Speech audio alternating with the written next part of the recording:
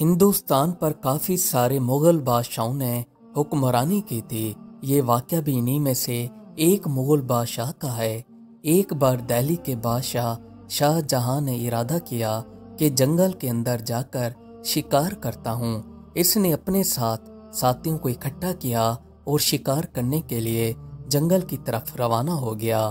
یہاں پر آ کر یہ شکار کرنے لگا۔ اچانک اس کی نظر ایک ہرن کے اوپر جا پڑی۔ یہ اپنے گھوڑے کے اوپر بیٹھ کر تنہا ہرن کے پیچھے بھاگنے لگا۔ بھاگتے بھاگتے یہ اپنے ساتھیوں سے دور نکل گیا۔ ہرن بھی دیکھتے ہی دیکھتے اس کی نظروں سے غائب ہو گیا۔ اب یہ اس گھنے جنگل کے اندر اپنا راستہ بھول چکا تھا۔ یہ ایک جگہ پر جا کر بیٹھ گیا۔ یہاں پر اچانک اس کی نظر ایک لڑکے کے اوپر جا پڑی۔ اس نے لڑکے سے کہا کہ مجھے پینے کے لیے پانی دے دو۔ لڑکے نے بادشاہ کی طرف دیکھا اور سوچنے لگا کہ گھوڑا کافی عمدہ ہے اور بادشاہ نے جو کپڑے پہنے ہوئے ہیں یہ بھی کافی قیمتی اور عمدہ ہیں۔ لگتا یہی ہے کہ یہ بندہ کوئی خاص ہے۔ لڑکا اپنی جگہ سے اٹھا اور اٹھ کر خیمے کے اندر چلا گیا۔ کچھ دیر بعد یہ بادشاہ کے لیے پانی لے آیا۔ بادشاہ نے جب پانی پی لیا تو اس لڑکے سے مخاطب ہو کر کہا کہ میں دہلی کا بادشاہ شاہ جہاں ہوں، تم دہلی میرے پاس آ جانا، وہاں پر میں تمہیں انعام و اکرام سے نوازوں گا۔ بادشاہ نے لڑکے کو ایک تحریر لکھ کر دی اور اس سے کہا کہ جب تم میرے محل میں آ جاؤ تو یہ تحریر کسی کو بھی دکھا دینا، وہ تمہیں میرے پاس لے آئیں گے۔ لڑکے نے بادشاہ سے تحریر لے کر اپنے پاس رکھ لی۔ بادشاہ کچھ دنوں بعد شکار سے واپس اپنے محل کی طرف لوٹ آیا۔ کچھ دنوں بعد لڑکے نے سوچا کہ دہلی جا کر بادشاہ سے انعام و اکرام لے آؤں۔ لڑکا بادشاہ کے محل کی طرف روانہ ہو پڑا۔ اس نے محل کے باہر آ کر یہ تحریر بادشاہ کے دربان کو دکھائی۔ بادشاہ کے دربان نے تحریر دیکھی تو اس پر بادشاہ کے دستخط تھے۔ یہ لڑکے کو اپنے ساتھ محل کے اندر لے آیا۔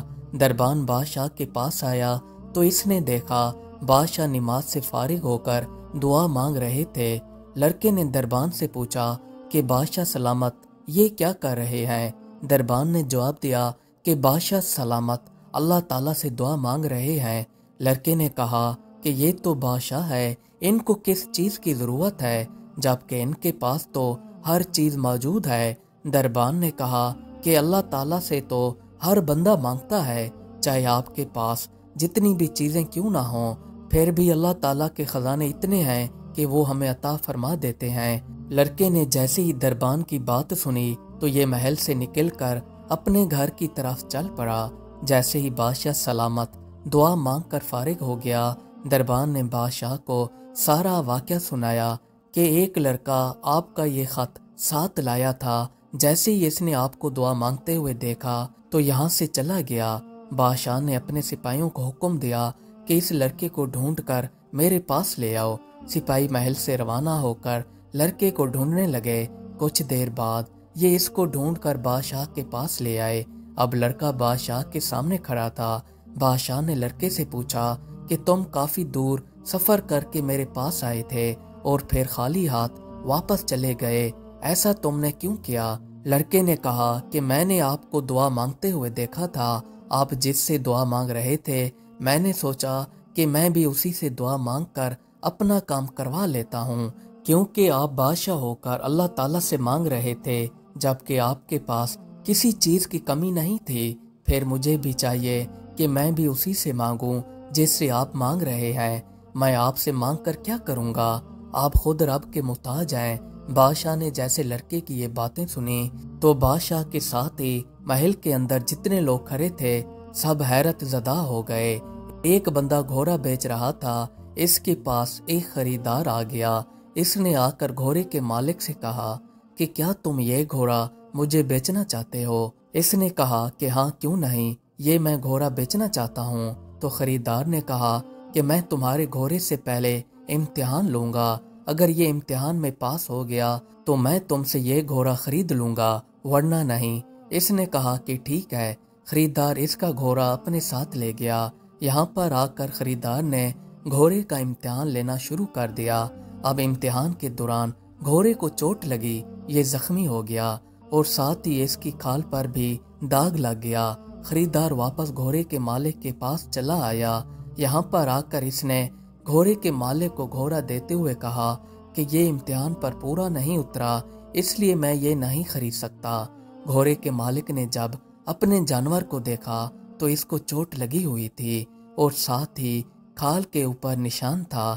اس نے خریدار سے کہا کہ میں نے آپ کو گھوڑا ایسے تو نہیں دیا تھا، آپ اس کو اپنے ساتھ لے گئے تھے اور وہاں پر جا کر آپ نے اس کا امتحان لیا، پھر اس کو زخمی کر کے میرے پاس لے آئے، جبکہ میں نے تو آپ کو صحیح سلامت دیا تھا۔ خریدار نے جواب دیا کہ میں نے آپ سے پہلے طے کیا تھا کہ میں گھوڑا ایسے نہیں لوں گا، اگر یہ امتحان پر پورا اتر گیا تو لوں گا ورنہ نہیں۔ اب جب کہ آپ کا گھوڑا میرے امتحان پر پورا نہیں اترا، اس لیے میں کیسے لوں؟ گھوڑے کے مالک نے کہا کہ میں نے آپ کو امتحان کی اجازت دی تھی، یہ نہیں کہ آپ اس کو داغی بنا کر میرے پاس لے آئیں۔ اب ان دونوں کے درمیان بات بڑھ گئی۔ پھر انہوں نے فیصلہ کیا کہ حضرت شریح بن حارث رضی اللہ تعالیٰ عنہ سے فیصلہ کروا لیتے ہیں۔ حضرت شریح بن حارث رضی اللہ تعالیٰ عنہ اس وقت لوگوں کے درمیان فیصلہ کرانے میں کافی مقبول تھے۔ یہ جو گھوڑا خریدنے والا تھا یہ کوئی عام بندہ نہ تھا، یہ حضرت عمر رضی اللہ تعالیٰ عنہ تھے۔ یہ اس وقت مسلمانوں کے خلیفہ تھے اور گھوڑا بھی امتحان کے لیے انہوں نے ہی لیا تھا۔ اب یہ دونوں ان کے پاس پہنچ گئے اور یہاں پر آ کر گھوڑے کے مالک نے اپنی بات سنائی اور حضرت عمر رضی اللہ تعالیٰ عنہ نے اپنی بات سنائی۔ پھر حضرت شریح بن حارث رضی اللہ تعالیٰ عنہ نے یہ فیصلہ کیا کہ اے امیر المومنین، آپ رضی اللہ تعالیٰ عنہ نے جو گھوڑا خریدا تھا اسے آپ اپنے پاس رکھ لیجئے، یا جس حالت میں آپ نے اسے خریدا تھا اسی حالت میں واپس کیجئے۔ اگر آپ گھوڑے کا امتحان لینا چاہتے تھے تو اس کا یہ مقصد نہیں کہ آپ اس کو داغی بنا کر مالک کو واپس کر دیں، ایسا ممکن نہیں ہے۔ یہ فیصلہ وقت کے عظیم حکمران کے خلاف تھا۔ آپ رضی اللہ تعالیٰ عنہ 22 لاکھ مربع میل کے فاتح تھے۔ کیسر اور کسرا آپ کا نام سن کر کانپنے لگ جاتے تھے، لیکن حضرت شریح بن حارث رضی اللہ تعالیٰ عنہ وقت کے خلیفہ کے خلاف فیصلہ سناتے ہوئے ذرا بھی نہیں گھبرائے اور انہوں نے حق پر فیصلہ سنا دیا۔ حضرت عمر رضی اللہ تعالیٰ عنہ نے جب ان کا فیصلہ سنا تو آپ رضی اللہ تعالیٰ عنہ ان سے کافی خوش ہوئے اور ان کو کوفے کا قاضی مقرر کر دیا۔ حضرت شریح بن حارث رضی اللہ تعالیٰ عنہ نے یہ فریضہ بخوبی نبھایا۔ ان کے فیصلوں کی کافی تعریفیں ہوتی تھیں۔ حضرت عمر رضی اللہ تعالیٰ عنہ کے بعد حضرت عثمان رضی اللہ تعالیٰ عنہ اور حضرت علی رضی اللہ تعالیٰ عنہ کے دور میں بھی یہ قاضی رہے۔ ان کے اچھے فیصلوں کی وجہ سے ان کا نام آج بھی تاریخ میں زندہ ہے۔